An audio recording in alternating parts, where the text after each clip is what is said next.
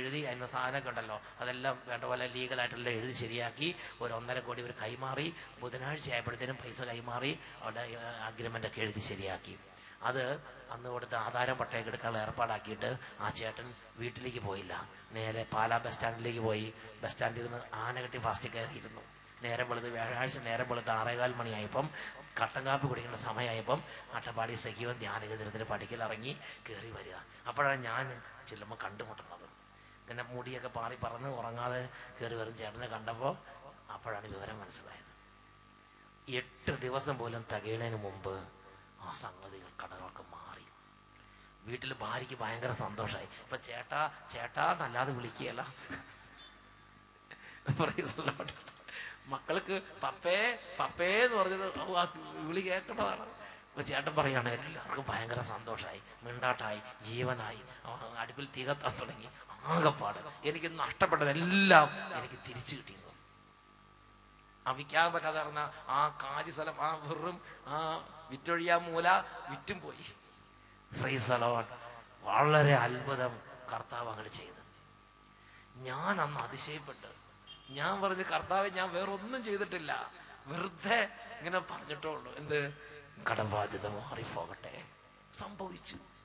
ഇതൊരു ചേട്ടത്തി ഇവിടെ തന്നെ ഒരു, ഞാൻ ഇപ്പോൾ വന്നപ്പോൾ ഒരാൾ ഒരു കാര്യം എഴുതി തന്നിരിക്കുകയാണ്, ഞാൻ വായിച്ച് കേൾപ്പിച്ചു തരാം. എൻ്റെ പേര് മേഴ്സി, സ്ഥലം കുര്യനാട്. അഭിഷേകാഗ്നി കൺവെൻഷനിൽ പങ്കെടുത്തപ്പോൾ ദൈവം ഞങ്ങൾക്ക് തന്നൊരു അനുഗ്രഹം സാക്ഷ്യപ്പെടുത്താൻ വേണ്ടിയാണ് ഇത് എഴുതുന്നത്. റിയൽ എസ്റ്റേറ്റ് മേഖലയിൽ വലിയ ബിസിനസ് തടസ്സം അനുഭവിച്ചുകൊണ്ടിരിക്കുകയായിരുന്നു. 4 വർഷമായി ഞങ്ങൾ വാങ്ങിയിരുന്ന സ്ഥലങ്ങൾ വിൽക്കാൻ പറ്റാതെ വിഷമിക്കുകയായിരുന്നു. 2013 ഡിസംബർ 19 മുതൽ 23 വരെ ഭരണങ്ങാനത്ത് നടന്ന കൺവെൻഷനിൽ ഞങ്ങൾ പങ്കെടുത്ത് പ്രാർത്ഥിച്ചു. അപ്പോൾ ഡിസംബർ മാസം തീരുന്നതിന് മുമ്പ് തന്നെ ഒരു വീട് സ്ഥലവും കച്ചവടമായി. 2014 നവംബർ 12 മുതൽ 16 വരെ അതിരമ്പുഴ നടന്ന കൺവെൻഷനിലും ഞങ്ങൾ പങ്കെടുത്ത് പ്രാർത്ഥിച്ചു. വിൽക്കാനുള്ള സ്ഥലത്തിന്റെ കുറച്ച് മണ്ണെടുത്ത് കൊണ്ടുവന്നു. അത് ബ്ലെസ്സിങ് വാങ്ങി കൊണ്ടയിട്ടു. എല്ലാ സ്ഥലങ്ങളും പെട്ടെന്ന് ഒരു മാസത്തിൽ, നവംബർ മാസം തീരുന്നതിന് മുമ്പ് തന്നെ മണ്ണിട്ട സ്ഥലങ്ങളെല്ലാം വിറ്റുപോയി. കർത്താവ് അങ്ങോട്ട് വാതിൽ തുറന്നു കൊടുത്തത്. നവംബറിലാണ് അഭിഷേകം. നവംബർ എത്രയാ? നവംബർ 12 തൊട്ട് 16 വരെ ആയിരുന്നു കൺവെൻഷൻ നടന്നത്. 16-ാം തീയതിയാണ് അതൊക്കെ ബ്ലെസ്സിങ് വാങ്ങി കൊണ്ടുപോയത്. നവംബർ തീരുന്നതിന് മുമ്പ് കച്ചവടം നടക്കണമെങ്കിൽ എത്ര ഫാസ്റ്റ് ആയിട്ട് അതിന്റെ പ്രൊസീജിയേഴ്സ് ഒക്കെ നീങ്ങി നിങ്ങൾ ആലോചിച്ച് നോക്ക്. അത് ഇവിടെ എഴുതി തന്നിരിക്കുകയാണ്. എന്നുറക്കെ പറഞ്ഞേ ഹല്ലേലൂയ. പ്രിയപ്പെട്ട സഹോദരങ്ങളെ, വൈദികൻ ഒന്ന് ബ്ലെസ് ചെയ്ത ഭയങ്കര അനുഗ്രഹമാണ്. പള്ളിയിൽ പോയാൽ ആരെ കാണാം? അച്ഛനെ കാണാമെന്ന് പറഞ്ഞില്ലേ? അപ്പോ ആ അച്ഛനെ കാണുന്നതിൽ കാര്യമുണ്ട്. ഒരച്ഛനെ നമ്മുടെ നാട്ടിൽ കർത്താവ് പള്ളിയിൽ ആക്കിയിട്ടുണ്ടെങ്കിൽ ആ അച്ഛന്റെ ശുശ്രൂഷ ആ നാടിന് ഒരനുഗ്രഹമാണ്. Praise the Lord. എന്നുറക്കെ പറഞ്ഞേ ഹല്ലേലൂയ, ഹല്ലേലൂയ. പ്രിയപ്പെട്ട സഹോദരങ്ങളെ, അച്ഛൻ അനന്തപുരി കൺവെൻഷന് 2 വർഷം മുമ്പ് ചെല്ലുമ്പോൾ ഒരു ചേട്ടൻ വന്നു. അച്ഛാ 300 കോടി രൂപ കടമാണ്. മാത്രല്ല ഉണ്ടായിരുന്ന ഡീലർഷിപ്പ് എടുത്തു കളയുകയും ചെയ്തു. ഇത്രയും കടമുള്ള ആർക്ക് കഴിഞ്ഞാൽ ആരാ ഡീലർഷിപ്പ് കൊടുക്കുന്നത്? ഡീലർഷിപ്പ് എടുത്തു കളഞ്ഞു. എന്താന്ന് ഞാൻ പറയണില്ല, അത്രയും വിഷമം. നമ്മൾക്ക് കർത്താവ് നമ്മളോട് ഭാരിച്ച കാര്യം അന്വേഷിക്കാൻ പറഞ്ഞിട്ടില്ല. എന്തത്ര കടം വന്നത്? കുടിച്ചിട്ടാണോ അല്ലെങ്കിൽ ദൂരത്തടിച്ചതാണോ, ഗാംബ്ലിങ്ങിന് പോയോ, ചീട്ട് കളിച്ചതൊന്നും ചോദിക്കാൻ എന്നോട് പറഞ്ഞിട്ടില്ല. കർത്താവ് പറഞ്ഞിത്രേ ഉള്ളൂ. വിശുദ്ധ മത്തായിയുടെ സുവിശേഷം 10-8 വാക്യം, നിങ്ങൾക്ക് ദാനമായി കിട്ടി, ദാനമായി കൊടുക്കുക. രോഗികളെ സുഖപ്പെടുത്തുക, കുഷ്ഠരോഗികളെ ശുദ്ധരാക്കുക, മരിച്ചവരെ ഏർപ്പിക്കുക. എന്താ പ്രശ്നം വെച്ചാൽ കെട്ടഴിച്ചു വിടുക. ഇത്രേ ഉള്ളൂ. നിങ്ങൾക്ക് ദാനമായി കിട്ടി, ദാനമായി തന്നെ കൊടുക്കുവിൻ. ഭാരിച്ച കാര്യം അന്വേഷിക്കാതിരിക്കുവിൻ. അപ്പൊ അതുകൊണ്ട് ഞാൻ പറഞ്ഞു, അവിടെ മുട്ടുകുത്തിക്കോളാൻ പറഞ്ഞു. ഒരു വലിയ ചേട്ടനാണ്, 300 കോടി കടമുണ്ടെങ്കിൽ അതിനനുസരിച്ച് വലിയ ബിസിനസ് ഉണ്ടായിരുന്ന ഒരു ഫാമിലിയാന്ന് മനസ്സിലാക്കണം. ചേട്ടൻ മുട്ടുകുത്തി. ഞാൻ ഒറ്റ ബ്ലെസ്സിങ് കൊടുത്തു. കടബാധ്യത മാറി, വാതിൽ തെളിയട്ടെ എന്ന് പറഞ്ഞു. ഈ കൺവെൻഷന്റെ വലിയൊരു അതിന്റെ എക്സ്പെൻസ് എല്ലാം സ്പോൺസർ ചെയ്ത ഒരു ഫാമിലിയായിട്ട് വളരെ തീക്ഷ്ണമായിട്ട് ഈ വർഷത്തെ അനന്തപുരി കൺവെൻഷന് കടബാധ്യത മാറിയതിന്റെ സന്തോഷത്തിൽ അവർ സാക്ഷ്യപ്പെടുത്തിയ ഒരു ഡീലർഷിപ്പ് പോയപ്പോൾ 3 ഡീലർഷിപ്പ് വേറെ അതിനേക്കാൾ നല്ലത് ദൈവം കൂടെ കൊടുത്ത് കടബാധ്യത 300 കോടി കടം വീടണമെങ്കിൽ എത്രമാത്രം ബിസിനസ് ഉയരണം ചിന്തിച്ചു നോക്ക്. നിങ്ങളുടെ കടം എന്ന് പറഞ്ഞാൽ എന്ത് കടം? 10-50 കോടിയൊക്കെ ഉണ്ടാവുമായിരിക്കും.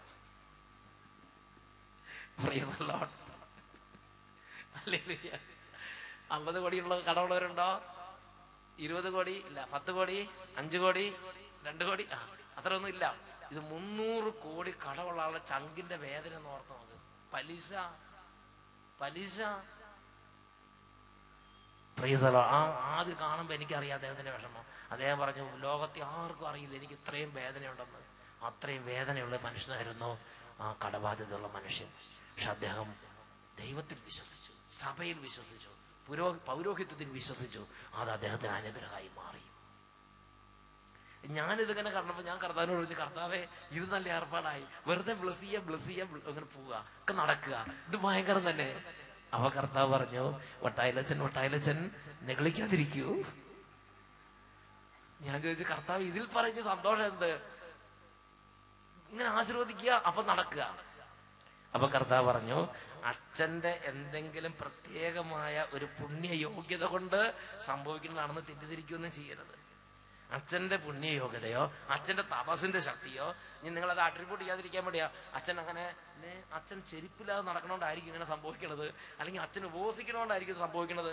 അച്ഛനെ എപ്പോഴും പ്രാർത്ഥിച്ചു അങ്ങനെ അത് ബാഹ്യമായ ഒരു കാര്യത്തിലേക്കും ഇതിന്റെ ക്രെഡിറ്റ് ആട്രിബ്യൂട്ട് ചെയ്യാതിരിക്കാൻ വേണ്ടിയിട്ടാണ് ഞാനിത് നിങ്ങളോട് പറയണത്. കർത്താവ് പറഞ്ഞു, അച്ഛന്റെ എന്തെങ്കിലും പ്രത്യേകത കൊണ്ടല്ല ഇത് സംഭവിക്കുന്നത്, ഇത് ഞാൻ അച്ഛന് ദാനമായി നൽകിയ പൗരോഹിത്യത്തിന്റെ ശക്തി കൊണ്ടാണ് സംഭവിക്കുന്നത്. ഹല്ലേലൂയ. ഒരച്ഛൻ നമ്മുടെ നാട്ടിലുണ്ടാകുക എന്നുള്ളത് നിസ്സാര കാര്യമല്ല. ഒരു പ്രശ്നമുള്ള സമയത്ത് നമുക്ക് വേണ്ടി ഒരു അച്ഛൻ ആ പ്രദേശത്ത് ഉണ്ടാകുക എന്നുള്ളത് നിസ്സാര കാര്യമല്ല. ഒരു ഇടവകയിൽ ഒരു അച്ഛൻ ഉണ്ടാകുക എന്നുള്ളത് അത് ക്രിസ്ത്യാനികൾക്ക് മാത്രമല്ല, അവിടെ കണ്ണുനീര് ഒഴുകുന്ന തകരുന്ന എല്ലാ കുടുംബങ്ങൾക്കും ദൈവ അനുഗ്രഹത്തിന് വേണ്ടിയാണ് ഒരച്ഛനെ ഒരു നാട്ടിലേക്ക് വിട്ടിരിക്കുന്നത്. ഹല്ലേലൂയ. അപ്പൊ ഞാൻ ഇതിനെക്കുറിച്ച് ഇങ്ങനെ കേട്ടപ്പോൾ ഞാൻ പറഞ്ഞു, ബൈബിളിൽ എവിടെയെങ്കിലും ഇത് പറഞ്ഞിട്ടുണ്ടെങ്കിൽ നമുക്ക് എളുപ്പമുണ്ടാകും. അപ്പോൾ കർത്താവ് വെളിപ്പെടുത്തിയ വചനഭാഗമാണ് നിയമാവർത്തന പുസ്തകം 10-ാം അധ്യായം 8-ാമത്തെ തിരുലിഖിതം, ഡ്യൂട്ടോണമി ചാപ്റ്റർ 10 വേഴ്സ് 8. കുട്ടികളെല്ലാം ശ്രദ്ധിച്ചു കേൾക്കണം. പ്രിയപ്പെട്ട കുട്ടികളെ, നിങ്ങളിൽ ചിലർക്കൊരു വൈദികനാകാൻ വിളിയുള്ള കുട്ടികളുണ്ട്. നിങ്ങളൊരു വൈദികനാകുമ്പം ഏതാനും ക്രിസ്ത്യാനികൾക്ക് വേണ്ടി മാത്രമല്ല, ലോകത്തിൽ വേദന സഹിക്കുന്ന സർവ്വ മനുഷ്യർക്കും, മൃഗങ്ങൾക്കും, സസ്യജാലങ്ങൾക്കും, ഈ പ്രകൃതി മുഴുവനും, പ്രപഞ്ചം മുഴുവനും വേണ്ടി ദൈവം നിങ്ങളെ സ്വർഗത്തിന്റെ ഒരു ദൂതനാക്കി മാറ്റുകയാണ് ചെയ്യുന്നത്. ഒരു വൈദികനാകാൻ വിളിയുള്ള കുട്ടികൾ പ്രാർത്ഥിച്ചുകൊണ്ടേയിരിക്കണം. ഇത് നോക്കിയേ, നിയമാവർത്തന പുസ്തകം 10-ാം അധ്യായം 8-ാം വാക്യം. അക്കാലത്ത് കർത്താവിന്റെ ഉടമ്പടിയുടെ പേരകം വഹിക്കാനും, വാക്യം ഉറക്കെ വായിച്ചേ, അവിടുത്തെ നാമത്തിൽ അനുഗ്രഹിക്കാനുമായി കർത്താവ് വേർതിരിച്ചു. അപ്പോൾ ഒരു വൈദികനോടനുബന്ധിച്ച് പഴയ നിയമത്തിലും പുതിയ നിയമത്തിലും ധാരാളം അധികാരങ്ങൾ, അഭിഷേകങ്ങൾ വെച്ചിട്ടുള്ളത് ബൈബിളിൽ രേഖപ്പെടുത്തിയിട്ടുണ്ട്. അതിൽ എനിക്കിഷ്ടപ്പെട്ടത് ഞാൻ ഇതിനകത്ത് എടുത്ത് പറയാം. ഇതിനകത്ത് പലതും വെച്ചിട്ടുണ്ട്. കർത്താവിന്റെ പേടകം വഹിക്കുക, കർത്താവിന്റെ സന്നിധി ശുശ്രൂഷ ചെയ്യുക. എനിക്കിഷ്ടപ്പെട്ടത് അപ്പുറത്തെയാണ്. എന്ത്? അവിടുത്തെ നാമത്തിൽ അനുഗ്രഹിക്കാനുള്ള അധികാരം. ഒരച്ഛന് ദൈവം പൗരോഹിത്യം കൊടുക്കുമ്പോൾ തന്നെ കൊടുത്തിരിക്കുന്ന ഒരു ബ്ലെസ്സിങ് ആണ് കർത്താവിന്റെ നാമത്തിൽ അനുഗ്രഹിക്കാൻ അധികാരമുണ്ട്. ഒരു വാഹനം കൊണ്ടുവന്നു, കർത്താവിന്റെ നാമത്തിൽ ബ്ലെസ് ചെയ്യാം. ഒരു വീട് കർത്താവിന്റെ നാമത്തിൽ ബ്ലെസ് ചെയ്യാം. ഒരു ദമ്പതികൾ വന്നു, കർത്താവിന്റെ നാമത്തിൽ ബ്ലെസ് ചെയ്യാം. ഒരു രോഗി വന്നു, കർത്താവിന്റെ നാമത്തിൽ ബ്ലെസ് ചെയ്യാം. ഒരു മദ്യപാനി വന്നു, കർത്താവിന്റെ നാമത്തിൽ ബ്ലെസ് ചെയ്യാം. ഒരു പ്രദേശത്ത് പകർച്ചവ്യാധി വന്നു, ആ പകർച്ചവ്യാധിയുടെ സമയത്ത് നാടിനെ കർത്താവിന്റെ നാമത്തിൽ ബ്ലെസ് ചെയ്യാം. അപ്പോൾ അത് ഒഴിഞ്ഞു പോകും. അച്ഛൻ ഓസ്ട്രേലിയയിൽ കൺവെൻഷൻ നടത്തുന്ന സമയത്ത് ഒരു മദ്യപാനിനെ ബ്ലെസ് ചെയ്ത കാര്യം അതിരമ്പഴ വെച്ച് പറഞ്ഞ് കേട്ടിട്ടുണ്ട്. ഒരു മദ്യപാനി എന്ന് പറഞ്ഞാൽ പൂക്കുറ്റി മദ്യപാനമുള്ള ഒരു മദ്യപാനി, അത് നിങ്ങൾക്ക് പരിചയമുണ്ടല്ലോ അല്ലെ? ഇവിടെയുള്ള എല്ലാ മദ്യപാനികളൊന്നും ബ്ലെസ് ചെയ്യണമെന്ന് എനിക്ക് ആഗ്രഹമുണ്ട്. പക്ഷേ അങ്ങനത്തെ ഒരു ശുശ്രൂഷ വെക്കണം നിങ്ങൾക്ക് നാണക്കേടാകും എന്നുള്ളതുകൊണ്ട് ഞാൻ പിന്നെ വെക്കണില്ല. ആ മദ്യപാനിയുടെ പ്രത്യേകത 13 വർഷമായി പൂക്കുറ്റി മദ്യപാനം, പുകവലി. അങ്ങനെ ഇരിക്കുമ്പോ കേരളത്തിൽ അതിൻ്റെ ഒരു പെങ്ങളുണ്ട്. ഫോൺ ചെയ്ത്, ഓസ്ട്രേലിയയിലാണ് ഈ മദ്യപാനി, വിളിച്ചു പറഞ്ഞു, ദേ മര്യാദയ്ക്ക് പോയി അഭിഷേകത്തിന് കൂടണമെന്ന് പറഞ്ഞു. അങ്ങനെ അവർ നല്ല ഫാമിലിയിൽപ്പെട്ടവർ, അതുകൊണ്ട് അവർ മദ്യപാനം കൂടാതല്ല, ധ്യാനം കൂടാ. സ്വരം കൊടുക്കും. ഞാൻ എൻ്റെ അനിയത്തിയുടെ ഭർത്താവിന് വേണ്ടിയാണ് ഈ സാക്ഷി ഇവിടെ പറയുന്നത്. എൻ്റെ അനിയത്തിയുടെ ഭർത്താവ് 13 വർഷമായി അവിടെ കല്യാണം കഴിഞ്ഞിട്ട് അന്ന് മുതൽ കുടിയനായിരുന്നു. ഞാൻ ഇവിടെ വന്ന് കഴിഞ്ഞ വർഷത്തെ അഭിഷേകാഗ്നി കൺവെൻഷൻ പങ്കെടുത്തിട്ട് ഞാൻ ഈശോയോട് പ്രാർത്ഥിച്ചു, എൻ്റെ ഈശോയെ അവർക്ക് ഞാൻ പറഞ്ഞാൽ വിശ്വസിക്കുകയില്ല, അതുകൊണ്ട് അവർക്കൊരു ധ്യാനം കൂടാൻ അവസരം ഒരുക്കി കൊടുക്കണേ കർത്താവേന്ന്. കഴിഞ്ഞ വർഷം മാർച്ചിൽ ഓസ്ട്രേലിയയിലും മെൽബണിലും അച്ഛൻ്റെ കൺവെൻഷൻ ഉണ്ടായിരുന്നു. അനിയത്തി എന്നെ വിളിച്ചു പറഞ്ഞു, ചേച്ചി കൺവെൻഷൻ ഉണ്ട്, എങ്ങനെയാന്ന് ചോദിച്ചു. ഞാൻ പറഞ്ഞു നീ പോയി കൂട്, പക്ഷെ ലിജോ വരുമോന്ന് എനിക്ക് അറിയത്തില്ല ചേച്ചി എന്ന് പറഞ്ഞു. ഞാൻ പറഞ്ഞു നീ പ്രാർത്ഥിച്ചു കഴിയുമ്പോ അവനെ കൂടെ കൂട്ടിക്കൊണ്ട് നീ പോ, ഇച്ചിരി ദൂരം. വിശ്വാസമുള്ളവര് വിശ്വാസത്തിന്റെ ബോധ്യങ്ങൾ പറഞ്ഞുകൊണ്ടിരിക്കണം. ഞാൻ പറഞ്ഞൊരു കാര്യമാണ്, നീ പറയണം, നീ പറയൂ, സംഭവിക്കും, നീ കൊന്ത ചെല്ലു, നീ കുരിശിന്റെ വഴി നടത്തുക, നീ ഉപവാസം എടുക്ക്, അങ്ങനെ പറഞ്ഞു കൊടുത്ത് എന്നിട്ട് നീ പ്രാർത്ഥിച്ചു കഴിഞ്ഞാൽ ചേച്ചിയും പ്രാർത്ഥിച്ചു കഴിയുമ്പോ അവൻ എന്തായാലും നിന്റെ കൂടെ വരും. കൺവെൻഷൻ ഒരാഴ്ച മുമ്പ് എന്നെ വിളിച്ച് പറഞ്ഞു, ചേച്ചി ലിജോ സമ്മതിച്ച് നമുക്ക് ഒന്നിച്ച് പോകാമെന്നും പറഞ്ഞ് സമ്മതിച്ചിട്ടുണ്ട്, ഞാൻ പോകുന്നുണ്ടെന്ന് പറഞ്ഞു. ഞാൻ പറഞ്ഞു മോളെ നീ പൊക്കോ, നിനക്ക് അനുഗ്രഹം കിട്ടുമെന്ന് പറഞ്ഞു. അവള് പോയി 3 ദിവസമായിരുന്നു അവിടെ കൺവെൻഷൻ. മെൽബൺ യൂണിവേഴ്സിറ്റി ക്യാമ്പസിൽ വലിയൊരു ഓഡിറ്റോറിയം എടുത്ത് അവിടുത്തെ സീറോ മലബാർ അവിടുത്തെ വിശ്വാസികൾ എല്ലാം കൂടെ കൂടി ഒരു കൺവെൻഷൻ നടത്തിയതാണ്. അത് 3 ദിവസം ഉണ്ടായിരുന്നുള്ളൂ. പക്ഷെ വലിയ യൂണിവേഴ്സിറ്റി ഓഡിറ്റോറിയം ആയിരുന്നു, അതിലായിരുന്നു കൺവെൻഷൻ. മെൽബൺ ഗംഭീര പരിപാടിയായിരുന്നു, ഞാൻ ഓർക്കുന്നുണ്ട്, ഇപ്പോഴും ഓർക്കുന്നുണ്ട്. അതിൽ ഇവരും വന്ന് കൂടി. എന്നിട്ട് ആദ്യത്തെ ദിവസം അച്ഛന് കൈവച്ച് പ്രാർത്ഥന കിട്ടിയില്ല. ഞാൻ പറഞ്ഞു മോളെ നീ രാവിലെ പോയി കഴിഞ്ഞാൽ നിനക്ക് അതാണ് സംഭവം. ഞാൻ നോക്കാം ഇന്ന് രാവിലെ കുറെ പേര് ഇതിങ്ങനെ ചില ആളുകളിൽ മൂട്ടി വിടുക. കുഴപ്പമില്ല പറഞ്ഞു. രാവിലെ ചെന്നു. തലേ ദിവസം അവൻ കുമ്പസാരിച്ചപ്പോ അച്ഛനോട് പറഞ്ഞു, അച്ഛൻ ഞാൻ ഒരു കള്ളുകൂടിയനാന്ന് പറഞ്ഞു. അച്ഛൻ പറഞ്ഞു സാരയില്ല, അത് മാറിക്കോളൂ എന്ന് പറഞ്ഞു. അച്ഛൻ പിറ്റേ ദിവസം ഇവര് രാവിലെ പോയി അച്ഛന്റെ അടുത്ത് ചെന്നു. അച്ഛൻ കൈവെപ്പ് പ്രാർത്ഥനയിലൂടെ കൈവച്ച് പ്രാർത്ഥിച്ചു. വീട്ടിൽ വന്നു. അന്ന് മുതൽ പുള്ളി വീട്ടിൽ മദ്യം മേടിച്ച് വെക്കുന്നതാണ് ദിവസവും. അതെടുത്ത് കുടിച്ചപ്പോൾ വെള്ളം പോലെ തോന്നി. പിറ്റേ ദിവസം തിരിച്ച് റിവേഴ്സ് ഓർഡർ, വെള്ളം വീഞ്ഞാക്കുന്ന ഒരു ഓർഡറിന് പോലെ തന്നെ വീഞ്ഞിന് വെള്ളമാക്കുന്ന ഒരു ഓർഡറുണ്ട്. അത് വെള്ളം പോലെ ഇരുന്ന് എന്റെ അനിയത്തി അറിയുന്നില്ല ഇവൻ കുടിക്കുന്നത്. അത് അവിടുത്തെ സാധനം നിസാരമൊന്നുമല്ല, അതിൽ വീര്യമുള്ളതും 10-15 വർഷം പഴക്കമുള്ളത്, നല്ല പ്രത്യേക സാധനമുള്ളത്, അതൊക്കെ അത് വെള്ളം പോലെയായി മാറി. സംശയം തോന്നിയിട്ട് പുള്ളി വേറെ പോയി $100 മദ്യം മേടിച്ചു. വീര്യമുള്ള പല പല സാധനങ്ങളോട് ഇരിക്കുകയാണ്, അതിനൊക്കെ ചെന്ന് മേടിച്ച് കുടിക്കുന്നതല്ല, പുള്ളിക്ക് വെള്ളമായിട്ടോ തോന്നുന്നത്, എല്ലാം വെള്ളം. അപ്പൊ അവളോട് പറഞ്ഞടി ഞാൻ കുടിക്കുന്നത് വെള്ളം, ഇനി ഞാൻ എന്തിനാ അത് കുടിക്കുന്നത്, ഞാൻ അത് ഉപേക്ഷിക്കുവാന്ന് പറഞ്ഞു. അങ്ങനെ പുള്ളിയുടെ ഇതൊരു സംഭവമാണല്ലോ. ഇത് ഞാൻ ആദ്യം കേൾക്കട്ടെ ഇങ്ങനത്തെ ഒരു സംഭവം. എങ്ങനെയത് ഒന്നും കൂടെ പറയണ്ട. കുടിക്കുമ്പോ വെള്ളമായിരുന്നു തോന്നുക. അത് $100 എന്ന് പറഞ്ഞാൽ എന്താ സംഭവം? അത്രയും വിലയുള്ള ഉഗ്രം കുപ്പി മേടിച്ച് അത്യുഗ്ര സാധനം കുടിച്ചു നോക്കി, അതും വെള്ളം. 4 ബ്രാൻഡാ മേടിച്ച് കുടിച്ചത്. 4 ബ്രാൻഡ്. പൈന്റ്. എന്നിട്ട് ഒക്കെ വെള്ളം. പുകവലിയിൽ നിന്നു വെള്ളം എല്ലാം വെള്ളം. ഇപ്പോഴും അവിടെ എല്ലാരും കൂട്ടുകൂടി കുടിക്കാനിരുന്നാലും പുള്ളി ചായ കുടിക്കും, ബാക്കിയുള്ളവരൊക്കെ മദ്യം കഴിക്കും. ഒരു അത്ഭുതം. അത് വേറെ ഒന്നും ചെയ്തില്ല, തലയെ കൈവച്ച് പ്രാർത്ഥിച്ചോളൂ. വേറെ ഒന്നും ചെയ്യാൻ നിന്നില്ല. തലേ ദിവസം അവര് 3 ദിവസത്തെ കൺവെൻഷൻ ആയിരുന്നു. 3-ാം ദിവസം അവര് ചെന്നു. എന്നോട് പറഞ്ഞപ്പോ ഞാൻ പറഞ്ഞു നീ രാവിലെ ചെന്നാലേ ഉള്ളു അച്ഛനെ കാണാൻ പറ്റത്തുള്ളൂ. അപ്പൊ എന്നോട് പറഞ്ഞു ഭയങ്കര തിരക്കാന്ന് പറഞ്ഞു. സാരമില്ല, നീ ഒരു പിള്ളേർ 2 പേരും കൊച്ചു പിള്ളേരാണ്. അപ്പൊ ഞാൻ പറഞ്ഞു നീ രാവിലെ കുറെ ദൂരമുണ്ട് ഇവർക്ക് മെൽബണിലേക്ക് പോകണമെങ്കിൽ. അപ്പൊ ഇവരെന്നോട് പറഞ്ഞു, ഞാൻ പറഞ്ഞു രാവിലെ നീ എഴുന്നേറ്റ് പോക്കും, അവർക്ക് വൈകുന്നേരം കൺവെൻഷൻ. ഒരു കാര്യത്തിന് വേണമെങ്കിൽ വെളുപ്പിന് എഴുന്നേറ്റ് പോണം. ഈ അതിരമ്പഴ വരുന്നാൽ ഉച്ചയ്ക്കൊന്നും വന്നിട്ട് ഒരു കാര്യമില്ല. അങ്ങനെ പറഞ്ഞു. അച്ഛൻ ചുമ്മാ കൈവച്ചതേ ഉള്ളൂ. അവിടെ ഭയങ്കര ജനമായിരുന്നു. ചുമ്മാ കൈവച്ചതേ ഉള്ളൂ. അപ്പൊ തന്നെ പുള്ളിക്ക് സൗഖ്യം കിട്ടി. അതായത് കുറെ നേരം അങ്ങനെ കൈ വെച്ചോണ്ടിരിക്കേണ്ട കാര്യമില്ല. അങ്ങനെ ഭയങ്കര തിക്ക് തിരക്കിന് ആളുകൾ ഉന്തി ഇങ്ങനെ വന്നുകൊണ്ടിരിക്കുകയാണ്. അപ്പൊ പെട്ടെന്ന് പറഞ്ഞ് പെട്ടെന്ന് തൊട്ട് വിട്ടതാണ്. ആ സമയത്ത് ഒരു അത്ഭുതം സംഭവിച്ചു. പിന്നെ അത്യുഗ്ര മദ്യം കഴിച്ചാലും ആ വ്യക്തിക്ക് തോന്നുന്നത് വെള്ളമായി മാറുക. ആ വ്യക്തി മേടിച്ചു കഴിയുമ്പോൾ അത് വെള്ളമായി മാറും. കടയിരിക്കുമ്പോ മദ്യം തന്നെ ഡോളറൊക്കെ അവർ മേടിക്കും, കുപ്പി കൊടുക്കും, കുപ്പി തുറക്കുമ്പോ വെള്ളാവും.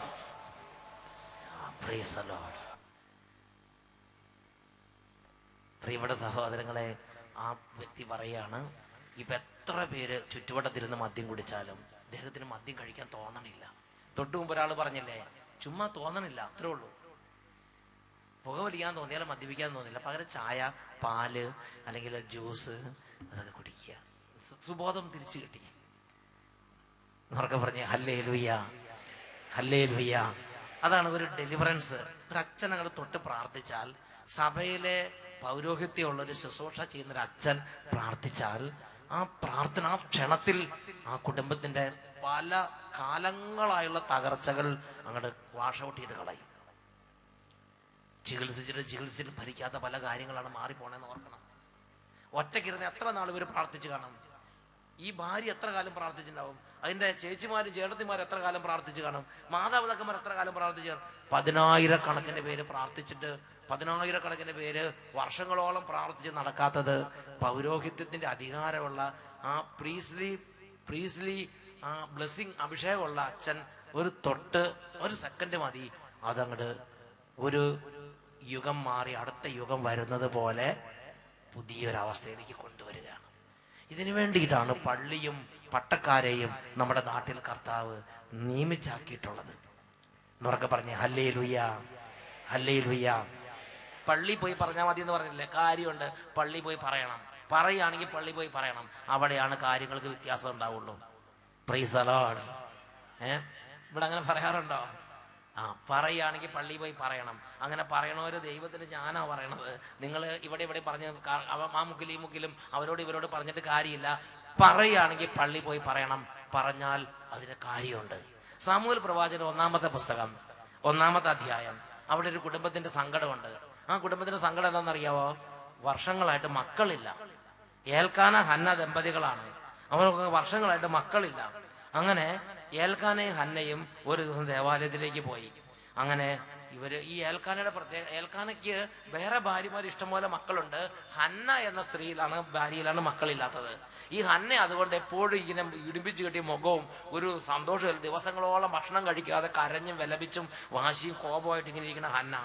അപ്പൊ ഒരു ദിവസം ഈ ഏൽക്കാന എന്ന ഭർത്താവ് ഹന്ന എന്ന ഭാര്യയെ കൂടെ കൂട്ടിയിട്ട് നേരെ പള്ളിയിലേക്ക് പോയി.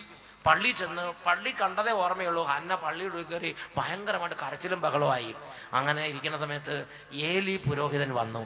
ഏലി പുരോഹിതൻ കണ്ടപ്പോ ഈ ചേട്ടത്തി കള്ളു കുടിച്ച് ലക്ക് കേട്ട ചേട്ടത്തിയാന്ന് വിചാരിച്ച് ഇച്ചിരി വഴക്ക് പറഞ്ഞു കാണും. എന്തായാലും ഈ ഹന്ന പറഞ്ഞു, പ്രഭോ, ഞാൻ അങ്ങനെ അധപ്പതിച്ചവളല്ല. 1 സാമുവേൽ 1-ാം അധ്യായം അതിൽ 16ഉം 17ഉം തിരുലിഖിതങ്ങൾ. അപ്പോൾ ഈ ഹന്ന ഏലി പുരോഹിതനോട് പറയുകയാണ്, ഈ ദാസിയെ അധപ്പതിച്ചവളായി വിചാരിക്കരുത്. അത്യധികമായ ആകുലതയും അസ്വസ്ഥതയും മൂലമാണ് ഞാൻ ഇതുവരെ സംസാരിച്ചത്. ഈ 17-ാം വാക്യത്തിൽ അപ്പൊ ഏലി നല്ല ഹൃദയമുള്ളൊരു അച്ഛനാണ്. ആ നല്ല ഹൃദയമുള്ള അച്ഛൻ എന്ത് പറഞ്ഞു? അച്ഛൻ പറഞ്ഞു, സമാധാനായി പോ, ഇസ്രായേലിന്റെ ദൈവം നിന്റെ പ്രാർത്ഥന കേൾക്കും. ഇത്രേ ഉള്ളൂ. 1 മിനിറ്റ് അല്ലെങ്കിൽ 3/4 മിനിറ്റ്, അത്രേ സമയമുള്ളൂ. സമാധാനം. Okay, don't worry, go in peace, എല്ലാം ശരിയാവും. ഇത്രേ ഉള്ളൂ. ഞാൻ ചോദിക്കട്ടെ, അവിടെ വല്ല ശുശ്രൂഷ ചെയ്തോ? വെഞ്ചിരിപ്പ് ചെയ്തോ? ഒന്നും ചെയ്തില്ല. ഒരു ആശ്വാസ വാക്ക് പറഞ്ഞതേ ഉള്ളൂ. എന്തായി? ദൈവം അതൊരു അനുഗ്രഹമാക്കി മാറ്റി. 18-ാമത്തെ വാക്യത്തിൽ 19-ാമത്തെ 1 സാമുവേൽ 1-ാം അധ്യായം 19-ാമത്തെ വാക്യത്തിൽ വായിക്കുന്നത് എങ്ങനെയാണ്? ഏൽക്കാനയും കുടുംബവും അതിരാവിലെ എഴുന്നേറ്റ് കർത്താവിനെ ആരാധിച്ചതിന് ശേഷം റാമായിലുള്ള തങ്ങളുടെ ഗൃഹത്തിലേക്ക് മടങ്ങി. ഏൽക്കാന ഹന്നയെ പ്രാപിക്കുകയും കർത്താവ് അവളെ അനുസ്മരിക്കുകയും ചെയ്തു. അവൾ ഗർഭം ധരിച്ച് ഒരു പുത്രനെ പ്രസവിച്ചു. സാമുവൽ എന്ന് പേരിട്ടു. എത്രയോ നാളുകൾ കരഞ്ഞ് പ്രാർത്ഥിച്ചതാ, ഉത്തരവുണ്ടായില്ല. എത്രയോ നേർച്ച നടന്ന് പ്രാർത്ഥിച്ചതാ, ഉത്തരവുണ്ടായില്ല.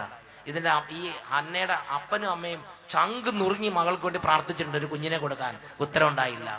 ഇവളെ അറിയാവുന്ന സ്നേഹിതരും ബന്ധുക്കളൊക്കെ ഒരുപാട് കരഞ്ഞ് പ്രാർത്ഥിച്ചിട്ടുണ്ട്, ഉത്തരവുണ്ടായില്ല.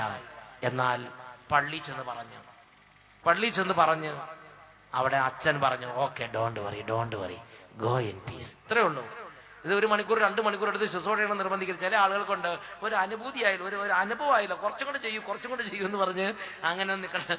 ഒരു അച്ഛന് ശുശ്രൂഷ ചെയ്ത് മതി എന്ന് പറഞ്ഞാൽ അത്രയും മതിയാവും. അതിൽ ദൈവമാണ് പ്രവർത്തിക്കുന്നത്. അവിടെ എത്ര മണിക്കൂർ എടുത്തു, എത്ര ഫോഴ്സ് ചെയ്തു എന്നുള്ളതല്ല കാര്യം, ദൈവമാണ് അവിടെ പ്രവർത്തിക്കുന്നത്.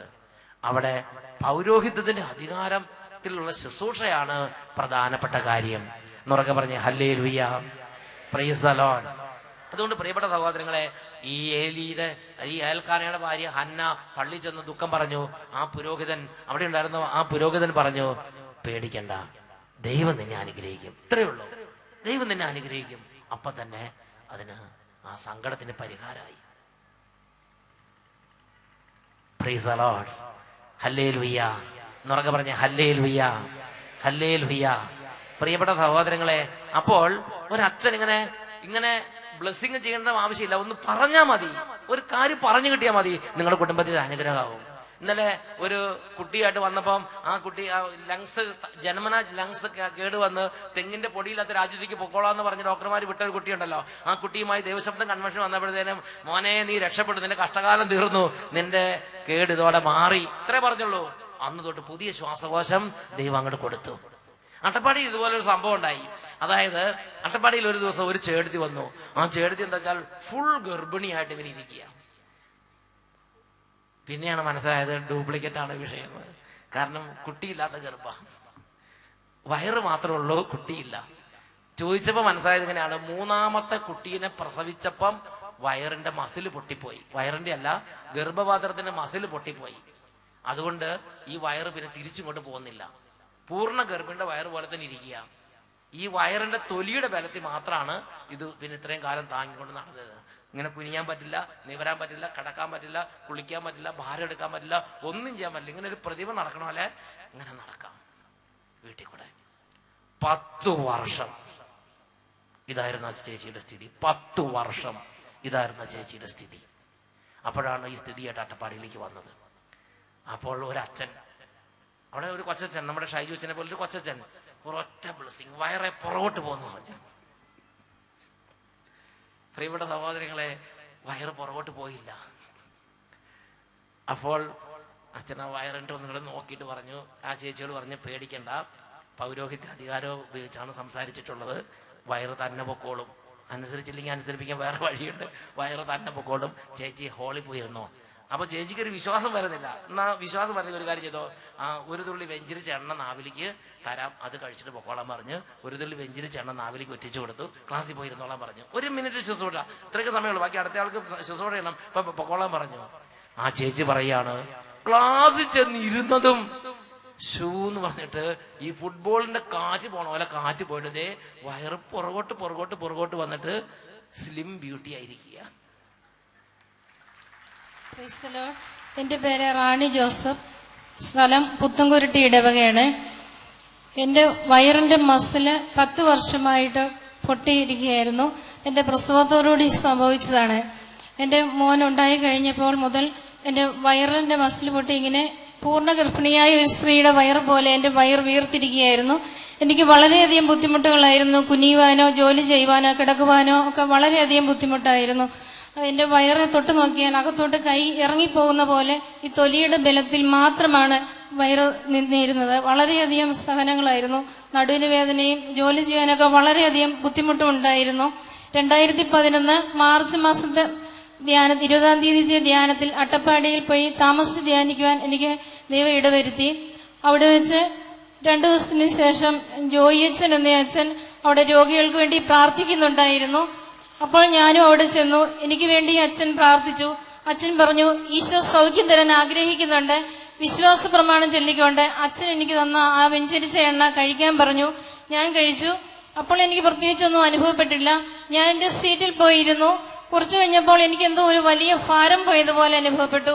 ഞാൻ എൻ്റെ വയറിൽ തൊട്ട് നോക്കിയപ്പോൾ ഒരു വലിയ ബോളിനകത്ത് കാറ്റ് പോയതുപോലെ വയറ് പൂർവ്വസ്ഥിതിയിലാകുകയും എൻ്റെ മസിലുകൾ ബലപ്പെടുത്തുകയും ചെയ്തു. എന്നെ ശക്തിപ്പെടുത്തി, എന്നെ ബലപ്പെടുത്തി, സൗഖ്യം തന്ന ദൈവത്തിനായി 1000 നന്ദി. നോക്ക്, ദൈവം അത്ഭുതം. നോക്ക്, ഒരച്ഛൻ ഒരൊറ്റ ബ്ലെസ്സിങ്, ഫുൾ കാര്യം നേരത്തെ എന്നോട് പറഞ്ഞ് എനിക്കറിയാം, എല്ലാം ആൾക്കാരെ പറയാൻ പറ്റിയിട്ടില്ല. ആ ബ്ലെസ്സിങ് കൊടുത്തിട്ട് വയർ അങ്ങനെ തന്നെ നിൽക്കുക. അച്ഛൻ പറഞ്ഞു ഡോണ്ട് വറി, വിശ്വാസ പ്രമാണം ചെല്ലുവിളി പോയിരുന്നോളാൻ പറഞ്ഞ്. അത് നല്ല ഒരു വിശ്വാസമുള്ളൊരു അച്ഛനാണെങ്കിൽ, വിശ്വാസമുള്ള ശുശ്രൂഷനാണെങ്കിൽ ഒരു കാര്യം പ്രാർത്ഥിച്ചിട്ട് അപ്പോൾ തന്നെ നടന്നില്ലെന്ന് വിചാരിച്ച ഒരു പ്രശ്നമില്ല. ഇപ്പം മറ്റേ ആ ക്യാൻസർ വന്ന ആ അപ്പച്ചൻ 80 വയസ്സുള്ള അപ്പച്ചൻ പറഞ്ഞ കണ്ടോ, അപ്പച്ചൻ ചെവി ഇങ്ങനെ പൊട്ടി അസ്ഥി ദ്രവിച്ചിരിക്കുന്നു, ബ്രെയിനിലേക്ക് ക്യാൻസർ പടർന്നു.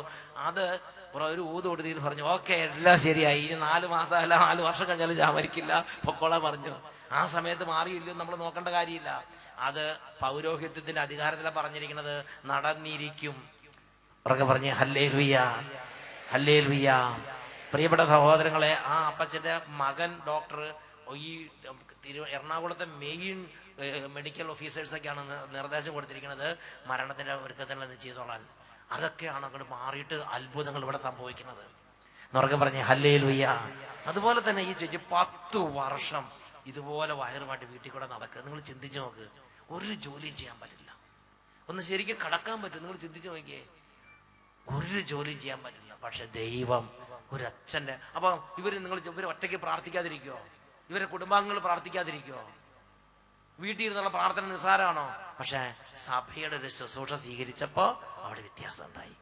ഒറ്റയ്ക്കിരുന്ന് പ്രാർത്ഥിക്കുന്നതും സഭയുടെ പ്രാർത്ഥന സ്വീകരിക്കുന്നതും തമ്മിൽ വ്യത്യാസമുണ്ട്. അറിയാത്ത പിള്ള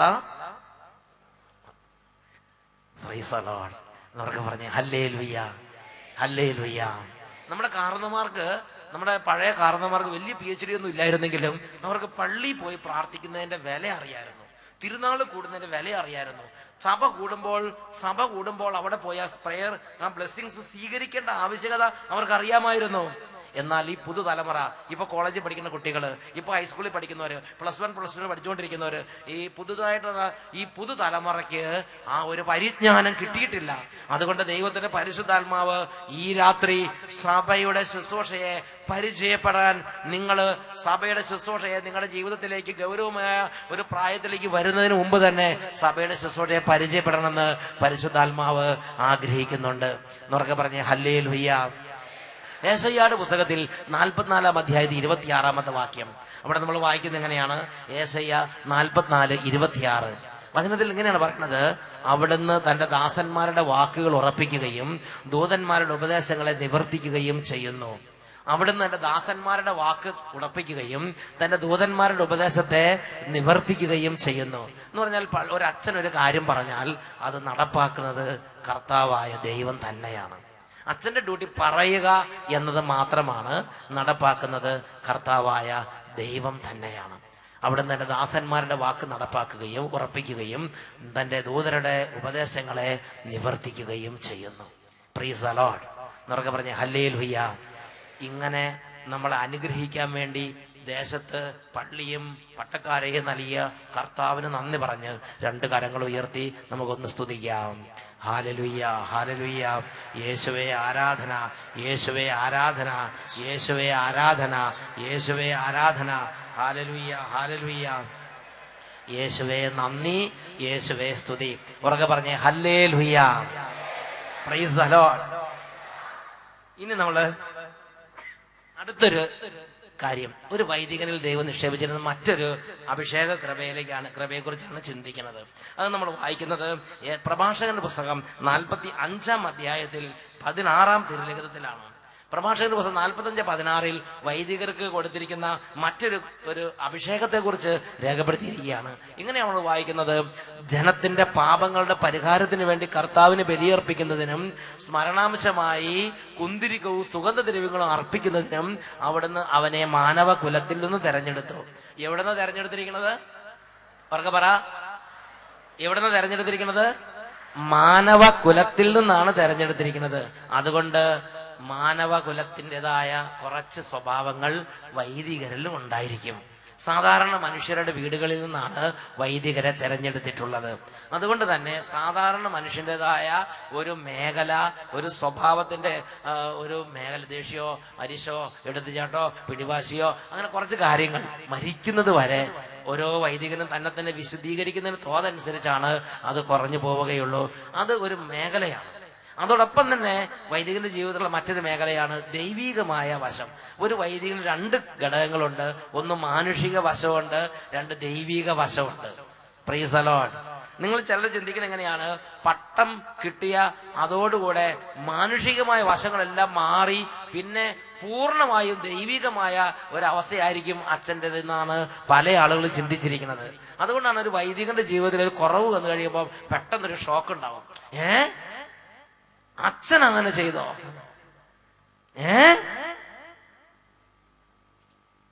അച്ഛൻ അങ്ങനെ പറഞ്ഞോ? ഇങ്ങനെ പറയുമ്പോ നമ്മുടെ ഉള്ളിലെ എല്ലാ വിശ്വാസികളുടെയും ഈ ദേശത്തുള്ള നാനാജാതി മതസ്ഥരുടെയും ഉള്ളിലുള്ള ഒരു കാഴ്ചപ്പാട് ഒരു വൈദികൻ എന്ന് പറഞ്ഞ ദൈവം പോലെയാണ്.